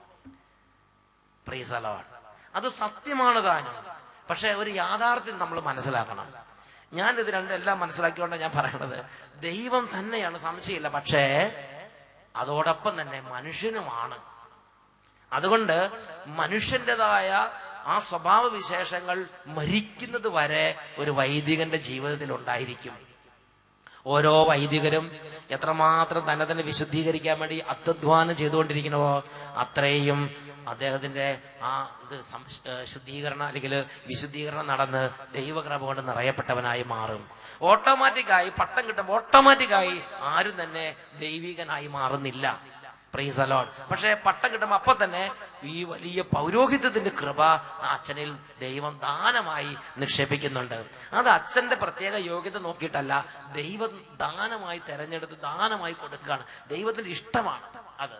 ദൈവത്തിന്റെ ഇഷ്ടമായിട്ട് ദൈവം അങ്ങോട്ട് കൊടുക്കുന്നതാണ് പൗരോഹിത്യം എന്ന ഈ ദാനം. ഹല്ലേലൂയ. അപ്പൊ അതുകൊണ്ട് എന്തെങ്കിലും ഒരു മാനുഷികമായി കുറവ് കണ്ടാൽ ഉടനെ നമ്മൾ പൗരോഹിത്യത്തെ സംശയിക്കേണ്ട കാര്യമില്ല. അത് അച്ഛന്റെ പേഴ്സണൽ ഡിഫക്റ്റ് എന്ന് മാത്രം നമ്മൾ വിചാരിച്ചാൽ മതി. Price the Lord. Personal defect ഉണ്ടെങ്കിൽ അത് അച്ഛന്റെ ആത്മരക്ഷേനെയാണ് ബാധിക്കുക, നമുക്കുള്ള ശുശ്രൂഷേനെ അത് ബാധിക്കുകയില്ല. പ്രിയപ്പെട്ട സഹോദരങ്ങളെ, അപ്പൊ അതുകൊണ്ട് പേഴ്സണൽ ഡിഫക്റ്റ് അച്ഛനെ കാണുമ്പോൾ നമ്മൾ വെറുത്ത് അകന്നു പോവുകയല്ല ചെയ്യേണ്ടത്. പേഴ്സണൽ ഡിഫക്റ്റുള്ള അച്ഛനെ കാണുമ്പോൾ നമ്മൾ അച്ഛന് വേണ്ടി ആത്മാർത്ഥമായി പ്രാർത്ഥിക്കണം. അച്ഛന്റെ ആത്മരക്ഷ കിട്ടാൻ വേണ്ടിയിട്ട് അച്ഛന് ആത്മാർത്ഥമായി നമ്മൾ പ്രാർത്ഥിച്ച് സഹായിക്കുകയാണ് പേഴ്സണൽ ഡിഫക്റ്റുള്ള അച്ഛനെ കാണുമ്പോൾ നമ്മൾ ചെയ്യേണ്ടത്. എന്നുറക്കെ പറഞ്ഞ ഹല്ലേലൂയ. അപ്പോൾ പേഴ്സണൽ ഡിഫക്റ്റ് ഉണ്ടെന്ന് വിചാരിച്ച് പൗരോഹിത്യ ശുശ്രൂഷ സ്വീകരിക്കാതിരിക്കുന്നത് നമുക്ക് തന്നെയാണ് നഷ്ടം. നമ്മൾ ദേവാലയങ്ങളിലേക്ക് പോകണം, വിശുദ്ധ കൂദാശകളിലേക്ക് പോകണം. പ്രീസ്ലി മിനിസ്ട്രി, ആ പൗരോഹിത്യ ശുശ്രൂഷകൾ നമ്മുടെ ഭവനത്തിലേക്ക് ധാരാളമായി നമ്മൾ സ്വീകരിക്കണം. ഓരോ ബ്ലെസ്സിങ് നമ്മുടെ കുടുംബത്തിന് അനുഗ്രഹമായിട്ട് മാറും. പ്രിയപ്പെട്ട സഹോദരങ്ങളെ, ഒരച്ഛൻ ബലിയർപ്പിച്ച് പ്രാർത്ഥിക്കുമ്പോൾ, ഒരച്ഛൻ നമുക്ക് വേണ്ടി കൈകൾ ഉയർത്തി ബ്ലെസ് ചെയ്ത് പ്രാർത്ഥിക്കുമ്പോൾ, ഒരച്ഛൻ നമുക്ക് വേണ്ടി ഉപവാസം എടുത്ത് പ്രാർത്ഥിക്കുമ്പോൾ, ഒരച്ഛൻ നമുക്ക് വേണ്ടി കൈകൾ വിരിച്ച് പ്രാർത്ഥിക്കുമ്പോൾ, ഒരച്ഛൻ നമുക്ക് വേണ്ടി കൈ ഉയർത്തി പ്രാർത്ഥിക്കുമ്പോൾ അതിനെല്ലാം അതിൻ്റെതായ സിഗ്നിഫിക്കൻസ് ഉണ്ട്. പുറപ്പാടിന്റെ പുസ്തകം നിങ്ങൾ വായിച്ചിട്ടില്ലേ? ജനം താഴ്വാരത്ത് യുദ്ധം ചെയ്തുകൊണ്ടിരിക്കുകയാണ്. ജനം താഴ്വാരത്ത് യുദ്ധം ചെയ്തുകൊണ്ടിരിക്കുന്ന സമയത്ത് മോശ പ്രവാചകൻ മലയുടെ മുകളിൽ കൈകൾ ഉയർത്തിപ്പിടിച്ചുകൊണ്ടിരുന്നു. മോശയുടെ കൈകൾ ഉയർന്നു നിന്നപ്പോഴെല്ലാം ജനം താഴ്വാരത്ത് ജയിച്ചുകൊണ്ടിരുന്നു. മോശയുടെ കൈകൾ താഴ്ന്നപ്പോൾ ജനം താഴ്വാരത്ത് തോറ്റുകൊണ്ടിരുന്നു. അതുകൊണ്ട് സഹായികളായ 2 പേര് ഈ 2 കല്ല് ഉരുട്ടി കൊണ്ടുവന്നിട്ടുണ്ട്. അവർ മോശയുടെ കൈ ഇങ്ങനെ ഉയർത്തിപ്പിടിച്ചുകൊണ്ടിരുന്നു. അപ്പൊ ഞാൻ ചിന്തിച്ചത്, ആ മോശയ്ക്ക് പകരം ആരോഗ്യമുള്ള 2 പേര് കൈ ഉയർത്തി പിടിച്ചുകൊണ്ടിരുന്ന പോലായിരുന്നോ? ആരോഗ്യമുള്ളവർ ഉയർത്തിപ്പിടിച്ചുകൊണ്ടിരുന്ന അങ്ങനെ ഉയർത്തി കുറച്ചു നേരം ഇങ്ങനെ നിൽക്കാന്നുള്ളൂ, ഒരു ഷോ മാത്രമേ നടക്കുന്നുള്ളൂ. എന്നാൽ മോശ കൈ ഉയർത്തിപ്പിടിച്ചാൽ അതല്ല, അത് ദൈവിക നിയോഗമുള്ള വ്യക്തിയുടെ കൈയാണത്. ആ കൈ ജനങ്ങളുടെ ഉയർച്ചയ്ക്കും വിജയത്തിനും അനുഗ്രഹത്തിനുള്ള കൈയാണത്. Praise the Lord. ആ കൈ ഉയർന്ന ജനത്തിന് അനുഗ്രഹമുണ്ട്. എന്നൊക്കെ പറഞ്ഞ ഹല്ലേലൂയ. അപ്പോൾ ഒരു വൈദികൻ നമുക്ക് വേണ്ടി ചെയ്യുന്ന ശുശ്രൂഷയ്ക്ക് വിലയുണ്ട്, നമ്മളത് മനസ്സിലാക്കണം. അതാണ് പ്രഭാഷകന്റെ പുസ്തകം 45-ാം അധ്യായം 16-ാമത്തെ വാക്യം. അവിടെ നമ്മൾ വായിക്കുന്നത് എങ്ങനെയാണ്? ജനത്തിന്റെ പാപങ്ങളുടെ പരിഹാരത്തിന് വേണ്ടി കർത്താവിന് ബലിയർപ്പിക്കുന്നതിനും സ്മരണാംശമായി കുന്തിരികവും സുഗന്ധദ്രവ്യങ്ങളും അർപ്പിക്കുന്നതിനും അവിടുന്ന് അവനെ മാനവകുലത്തിൽ നിന്ന് തെരഞ്ഞെടുത്തു. അപ്പോ ഒരച്ഛൻ ബലിയർപ്പിച്ച് പ്രാർത്ഥിച്ചാൽ അതിന് അത്ഭുതകരമായ ശക്തിയുണ്ട്. ഞാൻ അതിനെക്കുറിച്ച് മനസ്സിലാക്കുന്നത് ഇങ്ങനെയാണ്. ഒരു ദിവസം ഒരു അമ്മണി അമ്മ ഒരു അമ്മ അച്ഛൻ്റെ അടുത്ത് വന്നു. ആ അമ്മ പറഞ്ഞു, എൻ്റെ ഭർത്താവ് 55 വർഷമായി മുഴുകുടിയാണ്, എൻ്റെ കുടുംബത്തെ രക്ഷിക്കണം എന്ന് പറഞ്ഞ അമ്മ ഒറ്റ കരച്ചിലാണ്. നമ്മൾ പറഞ്ഞു പേടിക്കേണ്ട, പ്രാർത്ഥിക്കാം എന്ന് പറഞ്ഞിട്ട് ഞാൻ അമ്മണിയമ്മയോട് പറഞ്ഞു, നേരെ ആ വചന ഹാളിൽ പോയി കുരിശിന്റെ ചോട്ടിയിരുന്ന് പ്രാർത്ഥിച്ചോളാൻ പറഞ്ഞു. പ്രിയപ്പെട്ട സഹോദരങ്ങളെ, അമ്മണിയമ്മ നേരെ പോയി കുരിശിന്റെ ചോട്ടിയിരുന്ന് യേശുവേ യേശുവേ എന്ന് വിളിച്ച് പ്രാർത്ഥിച്ചു. കുറേ നേരം ഉച്ചയ്ക്ക് കുർബാന അർപ്പിക്കേണ്ട സമയം വന്നു. ഉച്ചയ്ക്ക് ബലി അർപ്പിക്കാൻ വേണ്ടി അച്ഛൻ ആൾത്താരെ ചെന്നപ്പം അമ്മണിയമ്മ കുരിശിന്റെ ചോട്ടിയിരുന്ന് യേശുവേ യേശുവേ എന്ന് വിളിക്കുകയാണ്. ഉടനെ ഞാൻ ജനങ്ങളോട് പറഞ്ഞു, ജനങ്ങളെ നോക്കൂ, അമ്മണിയമ്മ കുടുംബത്തിലൊരു വേദന ദൈവത്തിന് സമർപ്പിക്കുകയാണ്. നമുക്കൊരു കാര്യം ചെയ്യാം, ഇന്ന് കുർബാന അർപ്പിച്ച് ഈ അമ്മണിയമ്മയുടെ ഭർത്താവ് നാരായണേട്ടൻ 55 വർഷം മദ്യപാനം, അദ്ദേഹത്തിന്റെ മദ്യപാനം മാറി രക്ഷപ്പെടാൻ വേണ്ടി പ്രാർത്ഥിക്കാം എന്ന് പറഞ്ഞ് അങ്ങോട്ട് കുർബാന അർപ്പിച്ച് പ്രാർത്ഥിച്ചു. പിറ്റേ ആദ്യ വെള്ളിയാഴ്ച ഞാൻ നോക്കുമ്പം ഇതാ അമ്മണിയമ്മയുടെ തൊട്ട് പുറകിൽ ഒരു വെളുത്ത തോർത്തും പതച്ച് ഒരു മെലിഞ്ഞ രൂപം പ്രായമുള്ളൊരു മനുഷ്യൻ ഇതാ പശുവിന്റെ പുറകെ കിടാവ് കയറി വരണ മാതിരി ഇങ്ങനെ നടന്നു വരണം. അമ്മണിയമ്മ നേരെ എൻ്റെ അടുത്ത് വന്നിട്ട് പറഞ്ഞു, അച്ഛാ ഇതാണ് നാരായണേട്ട, കയ്യോടെ പിടികൊടിക്കോളാ പറഞ്ഞു. ഞാൻ ചോദിച്ചു, നാരായണേട്ട എന്താ വിശേഷം എന്ന് ചോദിച്ചു. നാരായണേട്ടൻ പറയാണ്, അച്ചോ കഴിഞ്ഞ 55 വർഷമായിട്ട് ഞാൻ നല്ല മര്യാദയ്ക്ക് കുടിച്ചോണ്ടിരുന്നൊരു വ്യക്തിയാണ്. എന്നാൽ കഴിഞ്ഞ ആദ്യവള്ളി മുതൽക്ക് എനിക്ക് കുടിക്കാൻ പറ്റണില്ല. അതിനൊരു പൊത്തൂരത്തുണ്ടാക്കി തരണം. നോക്ക്, അമ്മണിയമ്മ കുടി മാറാൻ വേണ്ടി പ്രാർത്ഥിക്കുന്നു. നാരായണേട്ടൻ ഇതിന് രണ്ടിനും ഇടയിൽ ഞാൻ പറഞ്ഞ, നാരായണേട്ടാ പേടിക്കണ്ട, എല്ലാവർക്കും പരിഹാരം തരുന്ന ആളാണ് ദൈവം. നേരെ യേശുവിന്റെ അടുത്തേക്ക് പൊക്കോ, പ്രാർത്ഥിച്ചോളാൻ പറഞ്ഞു. അവർ രണ്ടുപേരും യേശുവിന്റെ അടുത്ത് നിന്ന് യേശു യേശു എന്ന് വിളിച്ച് പ്രാർത്ഥിക്കുക. അന്ന് ഉച്ചയ്ക്ക് കുർബാനയ്ക്ക് ചെന്നപ്പം ഇതാണ് സ്ഥിതി. അപ്പോൾ ജനങ്ങളോട് പറഞ്ഞു, ജനങ്ങളെ ഇതാ ഇവർ ഈ കുടുംബത്തിനോട് നമുക്ക് പ്രാർത്ഥിക്കാം, ഇവർക്ക് രക്ഷ കിട്ടണം. എല്ലാവരും കൈ ഉയർത്തി പ്രാർത്ഥിച്ചു. പ്രിയപ്പെട്ട സഹോദരങ്ങളെ, ആ നാരായണേട്ടന് മദ്യപിക്കണം, പുകവലിക്കണം എന്നുള്ള ആഗ്രഹം പോലും ഇല്ലാത്ത വിധം മനസ്സ് ദൈവം അങ്ങോട്ട് വ്യത്യാസപ്പെടുത്തി. പിന്നെ ഇന്ന് വരെ മദ്യപിക്കുകയോ പുകവലിക്കുകയോ ചെയ്യാത്ത ഒരു മാന്യദേഹമായി അദ്ദേഹം ആ പ്രദേശത്തുണ്ട്. അനേകം പേരെ ആദ്യ വെള്ളിയാഴ്ച തോറും ബസ് വിളിച്ച് അട്ടപ്പാടിക്ക് കൊണ്ടുവരണ ഒരു വലിയ ഒരു തീഷ്ണമതിയായിട്ട് ഈ പ്രായമായി എന്നാലും അദ്ദേഹം അവിടെ പ്രവർത്തിക്കുകയാണ്. നോക്ക്, അദ്ദേഹത്തിന്റെ ജീവിതത്തിൽ 55 വർഷം തകർന്ന ഒരവസ്ഥ. ഒരു വൈദികൻ കുർബാന അർപ്പിച്ച് പ്രാർത്ഥിച്ചപ്പോൾ അത് നിലച്ചു. ഒരു വൈദികൻ ബലി അർപ്പിച്ച് പ്രാർത്ഥിക്കുന്നതിന് ശക്തിയുണ്ട്. ഒരു വൈദികൻ വെഞ്ചിരിച്ച് പ്രാർത്ഥിക്കുന്നതിന് ശക്തിയുണ്ട്. ഒരു വൈദികൻ ധൂപം അർപ്പിച്ച് പ്രാർത്ഥിക്കുന്നതിന് ശക്തിയുണ്ട്. ഹല്ലേലൂയ. 55 വർഷമായ തകർച്ചയാണ്. നിലച്ചു, പിന്നെ തോന്നണില്ല. Price the Lord. എന്നൊക്കെ പറഞ്ഞ ഹല്ലേലൂയ. ഒരു വൈദികൻ ഒരൊറ്റ ആശീർവാദം കൊടുത്ത് അതുപോലും വലിയ വിടുതലുണ്ടാക്കും. അർത്തങ്കൽ പുകവലിച്ച് മൂക്കറ്റം പുകവലിച്ചിരുന്ന ഒരു ചേട്ടനുണ്ടായിരുന്നു അർത്തങ്കൽ ആലപ്പുഴ ഭാഗത്ത്. അദ്ദേഹത്തിന്റെ സ്ഥിതി എന്ന് പറയണ്ട, അങ്ങനെ പുകവലിയുടെ ആശാൻ. അങ്ങനെ ഇരിക്കുമ്പോഴാണ് ഇതേപോലെ കൺവെൻഷനിൽ നല്ലൊരു വെഞ്ചിരിപ്പ്, ഒരു പൗരോഹിത്യ ശുശ്രൂഷ ആ ദേശത്തെ പുകവലിക്കാർക്ക് വേണ്ടി അങ്ങോട്ട് ചെയ്തു കൊടുത്ത്. എന്താ ചേട്ടനുണ്ടായ വ്യത്യാസം? കഴിഞ്ഞ 50 വർഷമായി ഞാനൊരു സിഗരറ്റിന്റെ അടിമയായിരുന്നു. എത്ര വർഷം? കഴിഞ്ഞ 50 വർഷം. 50 അരനൂറ്റാണ്ട്. അതെ, അരനൂറ്റാണ്ട്. അർത്തങ്കൽ സ്കൂളില് 7ാം ക്ലാസ് പഠിക്കുമ്പോൾ തുടങ്ങിയ ഒരു ശീലമായിരുന്നു. ദൈവമേ, 7ാം ക്ലാസ്സിൽ തൊട്ട് പാത്ത് വലിക്കുക. ഇത് നേരെ ടീച്ചർമാരെ വിളിക്കാൻ പറ്റില്ലല്ലോ. 7ാം ക്ലാസ് തൊട്ട് അല്ല, അന്ന് പഴയ കാജ, ദിനേശ്, സിസർ, അങ്ങനെ എല്ലാം. ദിനേശ്, അതെല്ലാം അങ്ങനെ 7ാം ക്ലാസ് തൊട്ട് അവിടുന്ന് ഇവിടുന്നൊക്കെ എടുത്തും വാങ്ങിച്ചും ഒക്കെ വലിച്ച് ഒരു നല്ല ഓരോന്ന് ചുണ്ടിലേക്ക് വെക്കും. അതിങ്ങനെ ഉള്ളിൽ നിന്ന് പരിശുദ്ധാത്മ കൊടുക്കുക. അതുകൊണ്ട് ഈ വീടിനെ കാണുമ്പോൾ തന്നെ ഇവൻ എന്റെ അന്ധകരാണല്ലോ, എന്റെ കൊലയാളിയാണല്ലോ ഈ കയ്യിലിരിക്കണെന്ന് പറഞ്ഞിട്ട് വലിക്കുക. പക്ഷെ ഒരു 1.5 വർഷം മുൻപ് തൊട്ട് എനിക്ക് എന്റെ മനസ്സാക്ഷി പറയാൻ തുടങ്ങി, നീ ഇതിന് പിന്തിരിയണമെന്ന് പറയും.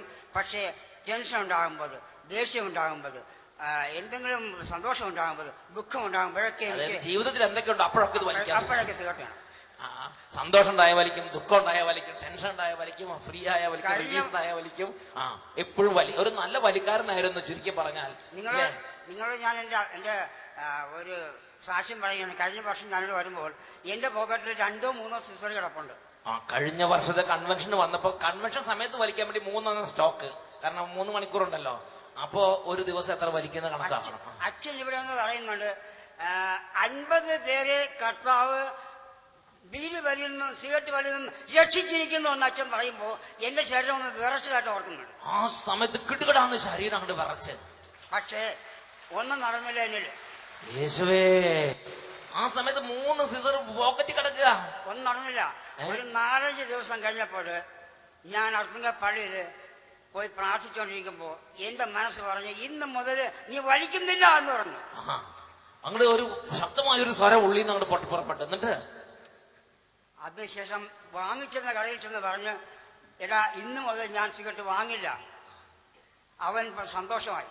ചേട്ടൻ രക്ഷപ്പെട്ടു എന്ന് പറഞ്ഞു. എന്നാണ് അവൻ പറഞ്ഞു, ചേട്ടൻ രക്ഷപ്പെട്ടു എന്നാ അവൻ പറഞ്ഞു. ചേട്ടൻ രക്ഷപ്പെട്ടു. ഇനി അതിന് ശേഷം പിന്നെ വലിച്ചിട്ടില്ല. പിന്നെ ഇന്ന് വരെ വലിച്ചിട്ടില്ല. യേശുവേ നന്ദി. യേശുവേ പിന്നെ ഇന്ന് വരെ കഴിഞ്ഞ അഭിഷേകാഗ്നി കൺവെൻഷൻ ഈ അന്ധകാരനിൽ കഴിഞ്ഞു. അതോടുകൂടെ കർത്താവ് എടുത്തു മാറ്റി. പിന്നെ ഇന്ന് വരെ ഇല്ല, വലിച്ചിട്ടില്ല. ഉറപ്പായും അത് മാത്രമല്ല, ഉറപ്പായി വലിച്ചിട്ടില്ല. അത് മാത്രമല്ല, അച്ഛൻ അഭിമാനത്തോടെ പറയുന്ന ഒരു കാര്യം, 4-5 പേര് എന്റെ ഫ്രണ്ട്സിനെ അതിൽ നിന്ന് ദൈവസഹായത്തോടെ പിന്മാറ്റി. അതെന്റെ അഭിമാനമാണ്. അതായത് ഇദ്ദേഹം വലി നിർത്തിയെന്ന് മാത്രമല്ല, ഇതിനേക്കാൾ വലിയ അല്ലെങ്കിൽ ഇതേപോലെ തന്നെയുള്ള ഒരു ഒപ്പത്തിനൊപ്പം നിൽക്കുന്ന കട്ട വലിക്കാരുണ്ടല്ലോ, അവരെ 4-5 പേരെ പിന്തിരിപ്പിച്ച് ഇതിലേക്ക് കൊണ്ടുവരാനും കർത്താവ് ഇദ്ദേഹത്തെ ഉപകരണമാക്കി മാറ്റി. അതിൽ സന്തോഷമുണ്ട്. പിന്നെ ഇന്നുവരെ വലിച്ചെന്ന് ഉറപ്പല്ലേ ചേട്ടാ? ഇന്നുവരെ വലിച്ചെന്ന് ഉറപ്പല്ലേ? ഉറപ്പാണോ? ഉറപ്പാണ്. ഇതുവരെ വലിച്ചിട്ടില്ല. ഉണ്ടോ? യേശുവേ നന്ദി. Hallelujah, hallelujah, hallelujah. 50 വർഷം വലിച്ചിരുന്ന ആളാണ്. അതായത് ഇങ്ങനെ ഡെലിവറൻസ് ചെയ്യണം, കർത്താവ് യേശുവിന്റെ നാമത്തിൽ പുകവലി വിട്ടുപോട്ടെ എന്ന് പറഞ്ഞ് പ്രാർത്ഥിക്കാൻ. ആ സമയത്ത് ഒരു ചെറിയൊരു കിടിലം പോലെ തോന്നി എന്ന് പറഞ്ഞ് പിന്നെ 4-5 ദിവസം കൊണ്ട് ക്ലോസ് ആയി. പിന്നെ വലിക്കാൻ തോന്നുന്നില്ല. ഇപ്പൊ അദ്ദേഹത്തിന് ആവേശം പുക വലിക്കുന്നവരെ അതിൽ നിന്ന് പിന്തിരിപ്പിക്കുന്നതാണ് ഇപ്പൊ അദ്ദേഹത്തിന്റെ സന്തോഷം. എന്നുറക്കെ പറഞ്ഞേ ഹല്ലേലൂയ, ഹല്ലേലൂയ. അപ്പോൾ ഒരു വൈദികൻ ചെയ്യുന്ന ബലിയർപ്പണം, വെഞ്ചിരിപ്പ്, ധൂപാർപ്പണ ശുശ്രൂഷ, ഇതിനെല്ലാം അതിന്റെ അത്ഭുതകരമായ ശക്തിയുണ്ട്. Price the Lord. എന്നുറക്കെ പറഞ്ഞേ ഹല്ലേലൂയ, ഹല്ലേലൂയ, ഹല്ലേലൂയ. പ്രിയപ്പെട്ട സഹോദരങ്ങളെ, പൗരോഹിത്യത്തോട് ദൈവം ചേർത്ത് വെച്ചിരിക്കുന്ന മറ്റൊരു അധികാരമാണ് പ്രഭാഷകന്റെ പുസ്തകം 45-ാം അധ്യായം 17-ാം വാക്യം. തന്റെ പ്രമാണങ്ങൾ യാക്കോബിനെ പഠിപ്പിക്കുന്നതിനും തന്റെ നിയമങ്ങളാൽ ഇസ്രായേലിന് മാർഗനിർദ്ദേശം നൽകുന്നതിനുമായി അവിടുന്ന് അവന് തന്റെ കൽപ്പനകളും നിയമങ്ങളും വിധി പ്രസ്താവിക്കാനുള്ള അധികാരവും കൊടുത്തു. ഒരു വൈദികന് ദൈവം കൊടുത്തിരിക്കുന്ന വലിയ തരത്തിലുള്ള അഭിഷേകങ്ങളിൽ പ്രധാനപ്പെട്ട 2-3 അവിടെ കൊടുത്തിരിക്കുകയാണ്. തന്റെ പ്രമാണങ്ങൾ യാക്കോബിനെ പഠിപ്പിക്കുക, തന്റെ നിയമങ്ങളിൽ ഇസ്രായേലിന് മാർഗനിർദ്ദേശം നൽകുക. എനിക്ക് ഇഷ്ടപ്പെട്ടത് അതിന് ശേഷമുള്ളതാണ്. തന്റെ കൽപ്പനകളും നിയമങ്ങളും വിധി പ്രസ്താവിക്കാനുള്ള അധികാരവും അവന് കൊടുത്തു. എന്താ വിധി പ്രസ്താവിക്കുക എന്ന് പറഞ്ഞാൽ? വിധി പ്രസ്താവിക്കുക എന്ന് പറഞ്ഞാൽ കുഴഞ്ഞു മറിഞ്ഞു കിടക്കുന്ന ഒരു വിഷയത്തിൽ ഒരു കൺക്ലൂഡിങ് സ്റ്റേറ്റ്മെന്റ് വെക്കുക. ഉദാഹരണത്തിന്, ആ ബ്രെയിൻ ക്യാൻസർ വന്നു, ബ്രെയിനിൽ ക്യാൻസർ പടർന്നു, 28 കീമോതെറാപ്പി കഴിഞ്ഞു, അപ്പോൾ റേഡിയേഷൻ കഴിഞ്ഞു. അപ്പോൾ ഡോക്ടർ പറഞ്ഞു ഇനി മേലിൽ ചെയ്യേണ്ട ആവശ്യമില്ല, ഞങ്ങൾ മരിക്കും, എല്ലാം വീട്ടിലേക്ക് പൊക്കോ, അറിയിച്ചോ, ബാക്കി കഴിക്കേണ്ടതൊക്കെ കഴിച്ചോ എന്നൊക്കെ പറഞ്ഞു വിട്ട് എല്ലാം അങ്ങനെ നിൽക്കുന്ന സമയത്ത് ഒരു വ്യക്തി വന്നിരിക്കുകയാണ്. അപ്പൊ ഇനി അതിനകത്ത് കണ്ടമാനം നമ്മൾ അതിന്റെ വാദപ്രതിവാദങ്ങൾ നടന്നിട്ട് കാര്യമില്ല. ഒരു കൺക്ലൂഡിങ് സ്റ്റേറ്റ്മെന്റ്, മരിക്കില്ല, ജീവിക്കും, രോഗം മാറും, അങ്ങനെ പറയാൻ ഒരാൾ വേണം. ഒരു അവസാന വാക്ക് പറയാൻ ഒരാൾ വേണം. Price the Lord. ഈ രോഗം കൊണ്ട് നിങ്ങൾ മരിക്കില്ല, അല്ലെങ്കിൽ നിങ്ങൾക്ക് ജോലി കിട്ടും, നിങ്ങളുടെ വിദ്യാഭ്യാസം, നിങ്ങൾക്ക് നല്ല മാർക്ക് കിട്ടും, നിന്റെ ബുദ്ധി തെളിയും, നീ ഇപ്പം ക്ലാസ്സിൽ ഏറ്റവും മോശമാണെങ്കിൽ നീ നന്നായി, നീ ഒന്നാമനായി മാറും. ഇങ്ങനെ പറയാൻ ദൈവം ഒരു അധികാരം തന്നിരിക്കുകയാണ്. എന്നുറക്കെ പറഞ്ഞ ഹല്ലേലൂയ. അതാണ് പ്രീസ്ലി പവർ, അല്ലെങ്കിൽ പൗരോഹിത്യ അഭിഷേകം. കുഴഞ്ഞ കടബാധ്യത കൊണ്ട് മൂടപ്പെട്ട് കിടക്കുകയാണ്. ഞാൻ ഓർക്കണം 300 കോടി കടമുള്ള. അപ്പൊ കർത്താവ് ശക്തമായി ബോധ്യം തന്നു, ഒരു കൺക്ലൂഡിങ് സ്റ്റേറ്റ്മെന്റ് വെച്ചോളാൻ പറഞ്ഞു. അപ്പൊ ഞാൻ പറഞ്ഞു, ഈ കടമൊന്നും നിങ്ങളെ ബാധിക്കില്ല, ഇത് മാറും, നിങ്ങൾക്ക് പുതിയ സംഗതി നടക്കും, പുതിയ വാതിൽ തുറന്നു തരും, നിങ്ങളെ സന്തോഷിക്കുന്നവനായി ഞാൻ തന്നെ നിങ്ങളെ കണ്ടുമുട്ടിയിരിക്കും. അതേമാതിരി ഈ അനന്തപുരി കൺവെൻഷനിൽ കണ്ടുമുട്ടി. Price the Lord. എന്നുറക്കെ പറഞ്ഞേ ഹല്ലേലൂയ, അല്ലേ? അപ്പൊ അതാണ് കൺക്ലൂഡിങ് സ്റ്റേറ്റ്മെന്റ് വെക്കുക. പേടിക്കണ്ട, ജോലി കിട്ടും.